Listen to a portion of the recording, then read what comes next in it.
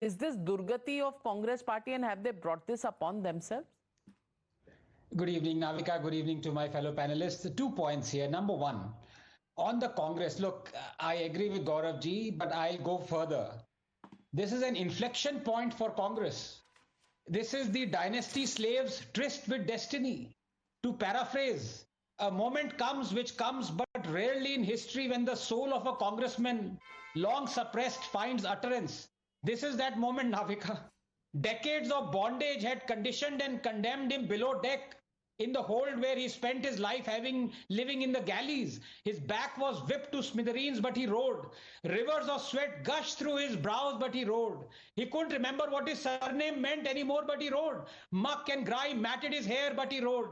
He rode for the sake of his masters and their children and their children and their children. And he coaxed their ship from one port to the next, but was never allowed to stretch his scrawny arms, leave alone step into the light of the land.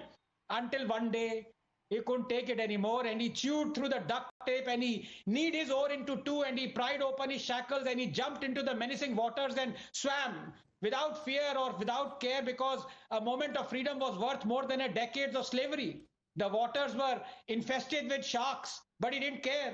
He had seen the land and the light behind it in his dreams, and he swam towards it. The slave was free. Perhaps to start a slave dynasty of his own, or to support a slave dynasty like Kapil Sibal has. You've been brutal, Anand Ranganathan. Navika, I want Thodi to daya kar lo. Because what I want to say is that, is he really free?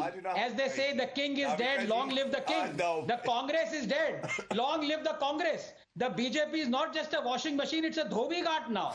Just the other day, when the Prime Minister was talking of Ram Rajya, he inducted Ashok Chavan, who he himself accused of the Adarsh scam. Then there was Ajit Pawar, accused of the 70,000 crore dam scam. Now there is rumors that Kamal Nath might join. I want to ask, they have rationalized it to such an extent. Who next? Jagdish Titler? Well, you know, that's a question the BJP will need to answer, because everything you stood against is now part of the BJP, and that charge, Gaurav Bhatia, will always be made against you. I think Dr. Ranganathan was splendid. He was simply splendid, and whether I am in a debate with him or not, the moment I see him on the television, I always listen to him. He is one of the most rational voices today, and it's always an honor to be with him in the panel. Yeah, left is appreciating the right. Dal mein kuch kala hai. I am a leftist, Navika. I'll always remain a leftist, and I know Dr. Ranganathan supports the right-wing government over here. But however, I have never doubted his patriotism, his rationale, or his integrity of character. Navika, help and me. today his analysis was very honest. And today his analysis was absolutely on dot. Please respond, Gaurav Bhatia.